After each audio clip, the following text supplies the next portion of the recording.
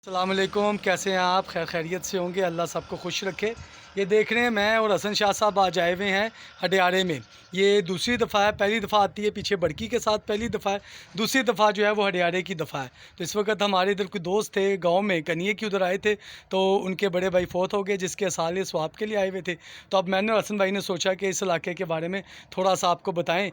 ये हमारे दोस्त हैं बड़े अच्छे भाई हसन शाह साहब। अस्सलाम वालेकुम। हसन शाह साहब, आपको कैसा लगा इस जगह पे माशाल्लाह आके? बहुत अच्छा लगा और ऐसी चीज़ें हमें देखनी चाहिए और आने वाले अपने बच्चों को, अपनी नस्लों को बताना चाहिए ये मुल्क कैसे आज़ाद हुआ।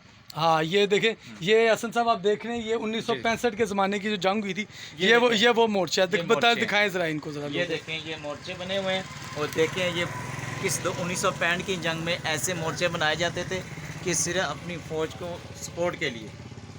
लोग इधर जो है वो हमारे जो रेंजर्स के जवान या फ़ौज के जवान इन मोर्चों में लेट के इंडिया की फ़ौज से ये अपना दफा कर रहे थे। ये देखें, ये ये भी देखें। आपको दिखाते हैं। ये नीचे एक सुरंग सी बनी हुई है लेटने के लिए। लिए कि ताकि जो है वो किसी को भी अगर कोई इंडिया का फ़ौजी उधर आ रहा हो तो उसके साथ जो है वो अपनी बचत की जा सके। हम अब आपको ऊपर से दफा का नज़ारा करवाते हैं। आए जी हसन शाह साहब, ऊपर आए ज़रा। ये देखें, ये मोर्चा है और ये मोर्चे की ऊपर छत बनी हुई है।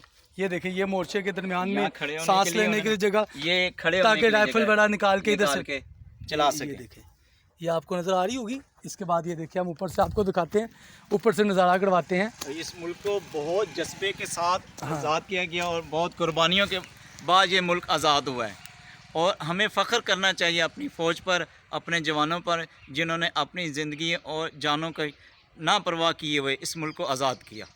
पाकिस्तान ये जिंदाबाद। देखें, अब ये 1965 की जंग में आज तो हमें ये हडियारा इस तरह नज़र आ रहा है, ये मोर्चे नज़र आ रहे हैं। हम आज़ादी के साथ रह रहे हैं, सुकून का सांस ले रहे हैं और हमें इन कुर्बानियों का, जैसे हसन शाह साहब ने भी फरमाया कि हमें इन कुर्बानियों का एहसास करना चाहिए, अपनी फ़ौज का एहसास करना चाहिए, अपने मुल्क का एहसास करना चाहिए कि ये मुल्क जो है वो बहुत कुर्बानियों के साथ हासिल किया गया है।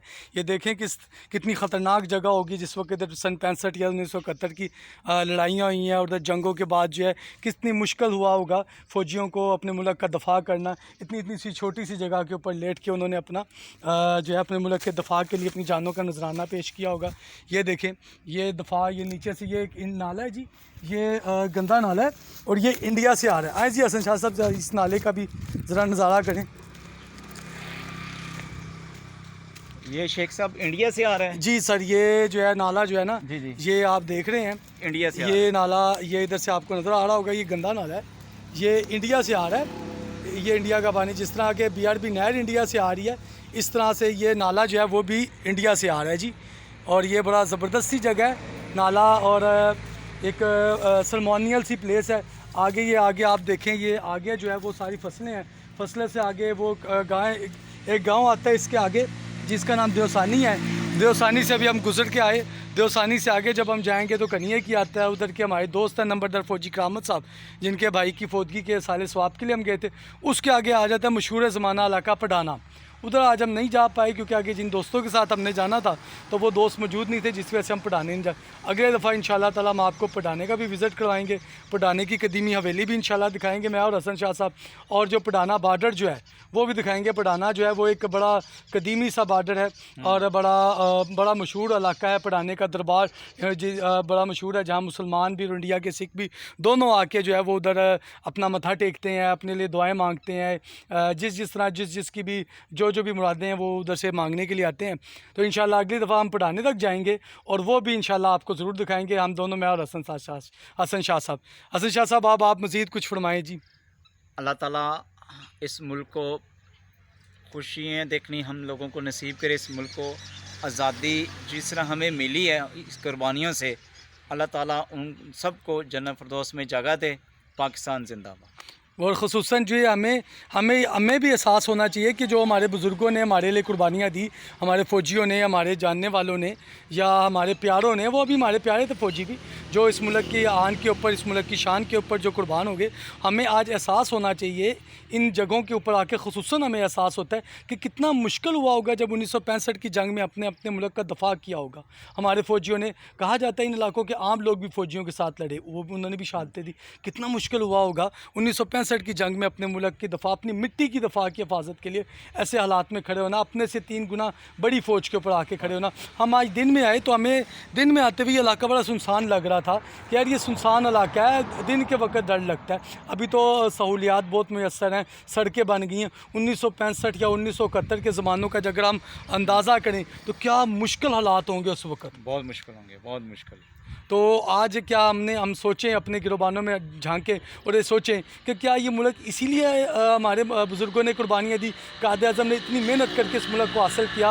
उसके बाद 1965 की जंग में हमारे शोहदा ने कुर्बानियाँ दी, 1971 की जंग में हमारे शोहदा ने कुर्बानियाँ दी, इस ख़तरनाक जगहों के ऊपर रह के अपने मुल्क का दफ़ा किया। क्या आज हम उस मुल्क को जिस नहज के ऊपर ले आए हैं, क्या इस वक्त के इस नज़ारे को या इस दिन को देखने के लिए ये सारी कुर्बानियाँ दी गई थी?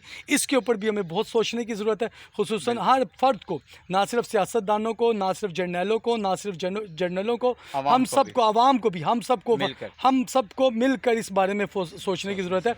बकौल अल्लामा इकबाल के अक़वाम के हाथों में, अवाम के हाथों में अक़वाम की तकदीर, हर शख्स है मिल्लत के मुक़द्दर का सतारा। मैं भी, हसन भाई भी, आप भी, हर बंदा इस मुल्क के मिल्लत का जो है, हमने इस मुल्क को, इस मिल्लत को हमने आसमान की बुलंदियों तक लेके जाना है। हमने इस मुल्क को आज़ाद हमारे बुज़ुर्गों ने करवाया, लेकिन हमने इस आज़ादी की नेमत की कदर करनी है। हमने इस मुल्क को आगे बढ़ाना है, परवान चढ़ाना है। इस मुल्क के लिए, तरक्की के लिए जो भी अपना किरदार अदा कर सकते हो हमने उसमें अदा करना है।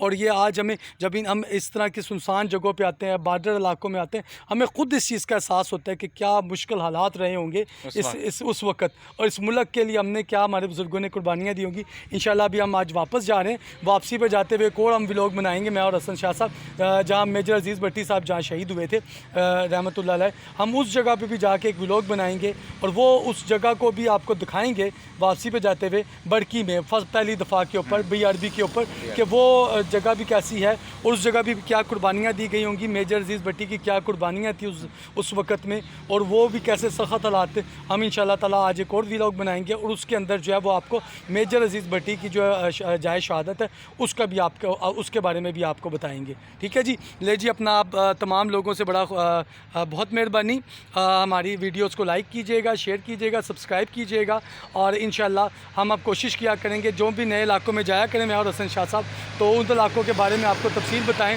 और हमने आज पहला व्लॉग हम इसी वजह से अपने शोहदा के नाम कर रहे हैं, अपने बॉर्डर के ऊपर जाके बना रहे हैं, ताकि आपको भी हम बता सकें कि हमारा विरसा क्या है, हमारी तहज़ीब क्या है, और इस मुल्क को हासिल करने और उसके बाद इसको बचा के रखने के लिए हमारे शोहदा की कैसी कैसी कुर्बानियाँ मौजूद हैं। ठीक है जी। ले जी, हमारी तरफ से शेख मोहम्मद फवाद नूर की तरफ से बहुत सलाम अलैकुम, हसन रज़ा शाह साहब की तरफ से बहुत सलाम हो। पाकिस्तान जिंदाबाद, सलाम अलैकुम।